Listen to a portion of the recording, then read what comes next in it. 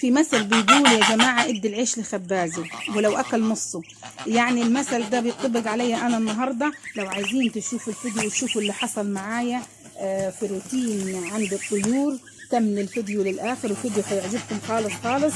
ويلا بينا ندخل على الفيديو ونقول بسم الله الرحمن الرحيم. ويلا بينا. بسم الله الرحمن الرحيم. اللهم صل وسلم وبارك على محمد وآل محمد. النهاردة طبعا أختي مش فاضية، معاها شوية أوراق كده بتخلصها، فطلبتني إن أنا آجي عندها في البيت وأشوف الروتين بتاعها اللي بتعمله. طبعا أنا عارفاها هي بتعمل إيه، وأدي زي ما أنتم شايفين بسم الله ما شاء الله ولا حول ولا قوة إلا بالله العلي العظيم. عندها الوزتين بتوعها خلاص نايمين على البيض وهيطلعوا، وعندها القفص ده أو الكفاية ده احنا بنقول عليها كفاية من الجريد الأخضر معمولة. عندها هنا بط وعندها وز صغير. طبعا أنا هنشوف اليوم معاها ازاي النهاردة. أنا عارفاها هي بتعمل ايه، فأنا حطيت أكل وحطيت مية للبط، وهي عاملة كل حاجة، عاملة الأكل بتاعها وموضبة البيت بتاعها. بس أنا سابت لي يعني ايه موضوع الطيور بس. هنشوف دلوقتي مع بعض حاجة حاجة، وهنشوف الأكل وهنشوف البط وهنشوف الوز، ويا رب أقدر أعمل ربع أو تلت اللي هي بتعمل، عشان أنا صراحة مش متعودة وما عنديش طيور، وما عنديش إن أنا مش مربي أو ما عنديش خبرة في التربية بتاعة الطيور. هنشوف دلوقتي مع بعض. نبتدي ونقول بسم الله الرحمن الرحيم. طبعا زي ما انتم عارفين انا قلت لكم قبل كده في الفيديوهات ان احنا ما بنحبش البط، فهي عاملاه كايه كتجاره. زي ما انتم شايفين انا على بال ما رحت البيت وشفت الشقه وشفت الشغل بتاع البيت عندي، كان البط والوز اكلوا الحاجات اللي ايه اختي حطها له. هي كانت حاطه له علفه وحطه له عيش مبلول وحطه ميه، وهي بصوا عامله عندها مكنه بتاعت البرسيم، حابه اوريها لكم في الفيديو. قصك شويه برسيم كده، ويا رب انا نقدر ايه نعمل اللي هي بتعمل. طبعا عشان هي متعوده على الحاجات بتاعتها ومتعوده على الشغل ده، طبعا انا جديد عليا، فيا دوب هنشوف يا رب يا مسهل كده نقدر نعمل وحتى ولو نص اللي هي بتعمله.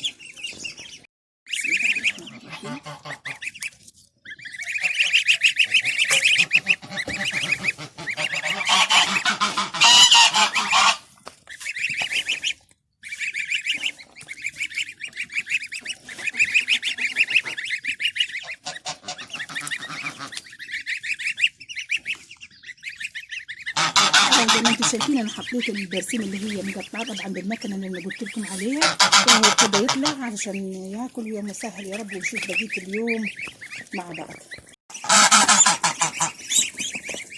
بصوا اللي ظهر معايا ان اختي ما بتخليش الصغير مع الكبير، فحصل ايه زي ما انتم شايفين الوز الكبير بيضرب الوز الصغير. يا رب يكون الصوت بتاعي واصلكم. فانا دلوقتي هنضطر اسفه ان انا ندخل تاني البط والوز مكانه، ومعلش هي طبعا متعوده وده الشغل بتاعها، فانا مش عارفه حاجه.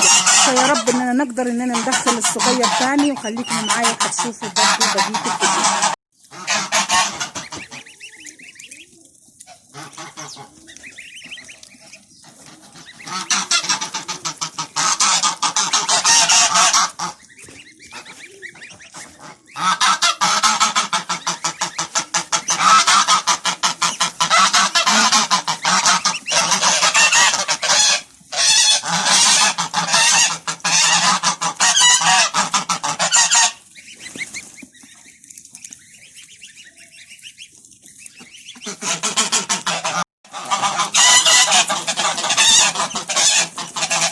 بصوا بسم الله ما شاء الله الله اكبر. زي ما انتم شايفين الفيديو حلو خالص والفيديو جامد خالص خالص.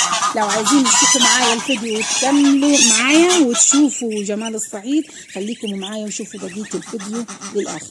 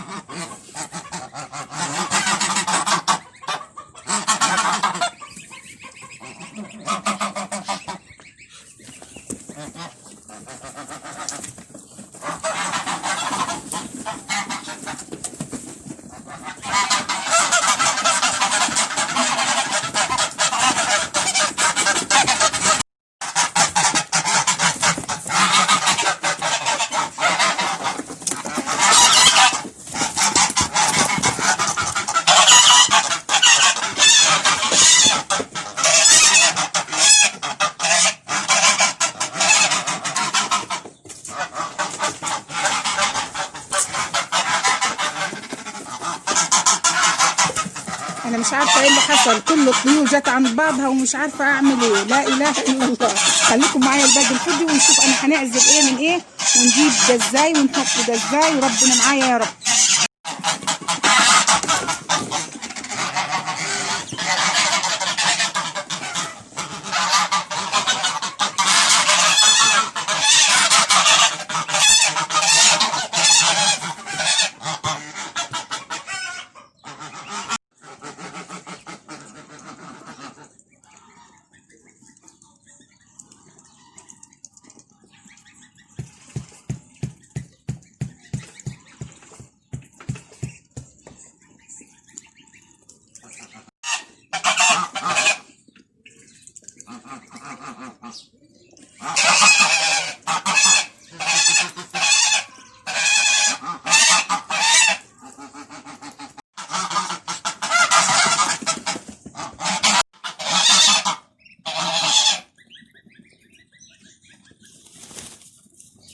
بصوا البط اللي هو باللون الاسود والاصفر، وفي نوع بط تاني زي ما انتم شايفين، وفي نوع وز اللي هو الوز الاصفر ده الكبير، وفي نوع البط صراحه انا مش عارفه ايه نوع الاثنين، بس انا كل اللي اعرف ان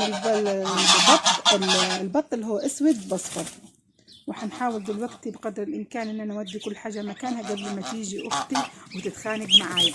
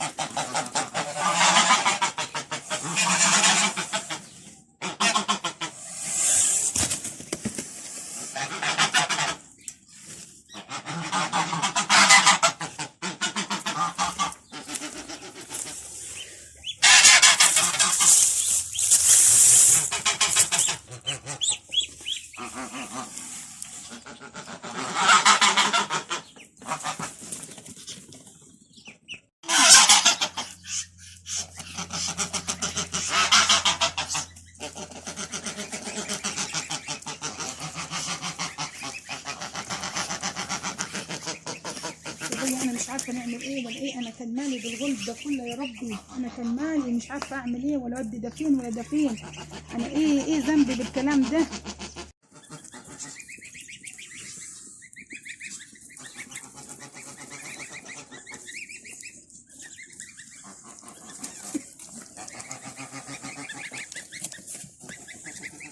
ادخل يلا ادخل، انا كان مالي يا ربي بس.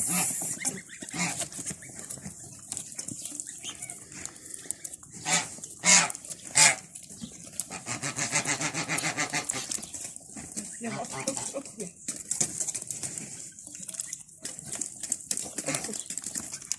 ادخل يلا، انا كان مالي ومال الغلب ده يا رب بس.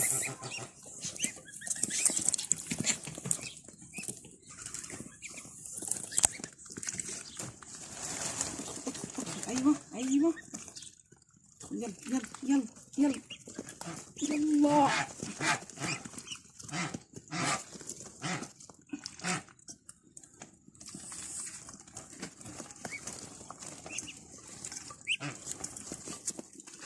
وادي المكنه اللي انا قلت لكم عليها بتاعت البرسيم، طبعا انا مش هنعرف نستخدمها، هي تستخدمها بس. بصوا اهي ادي السكينه بتاعتها بتعمل كده، بسم الله الرحمن الرحيم، ايوه وبتقطع، بس انا بصراحه مش قادره، فاهمين يعني؟ ادي اهي بتقطع البرسيم كله اول الصبح. خلاص هي قطعت البرسيم وهي دلوقتي على وصول، بس انا الحمد لله دخلت البط زي ما قلت لكم. والمكنه بتكون عباره عن كرسي صغير بتتعمل في ورشه ايه الحداده، وبتكون ليها السكينه دي، وزي ما انا وريتكم بتقص ازاي. وهو زي ما انتم شايفين ان هي حاطه، انا وريتكم ان هي حاطه تحت البط اللي هو الفراخ او البيض البلدي، البيض بتاع الفراخ البلدي، وهم طلعوا منها 3 كتاكيت. بسم الله ما شاء الله ولا حول ولا قوه الا بالله. هي كانت حطاهم على اساس ايه؟ تجربه، عايزه تجرب يعني الكتاكيت البلدي هتنفع تطلع من البطه وكده. فهم زي ما انتم شايفين اهم، بسم الله ما شاء الله الله اكبر. طلعوا منهم 3 ولسه الباقي، وهنبقى ان شاء الله باذن الله لو اراد الله سبحانه وتعالى هنبقى نوريكم الباقي بتاع الكتاكيت. وده مشروع بتاعها ومشروع حلو ومربح، ويا رب يكرمكم ربنا كلكم كده بالرزق. واحلى حاجه في الصعيد وفي الفلاحين تربيه الطيور في البيت. وادي خلاص تمت العمليه بنجاح والحمد لله. وديت كل حاجه مكانها. اختي فضلت تضحك عليا عشان انا قلت للبط والوز ادخل ادخل. طبعا هي ليها كلمه معينه، هي بتقول له بيتك بيتك، وبيدخل سبحان الله. وادي زي ما انتم شايفين هو دلوقتي بعد العصر بيتعشى، وبعد كده هي هتغطيه عشان هي جت والحمد لله، وتشوف مصالحها لنفسها. وانا تاني ما ينفعش خالص، حتى كان ذكر البط داخل على البيض بتاع الوز وكان هيكسر فيه كتير. ويا رب يكون روتيني عجبكم. وانا بقدم في القناة طبخ وحاجات كتيرة وروتينات، ويا رب قناتي تعجبكم. واشتركوا في القناة وفعلوا الجرس واذا امكن المشاركة. ويا رب يا رب يا رب الروتين بتاع النهاردة يكون خفيف عليكم، وفي رعاية الله وحفظه، مع مليون سلام.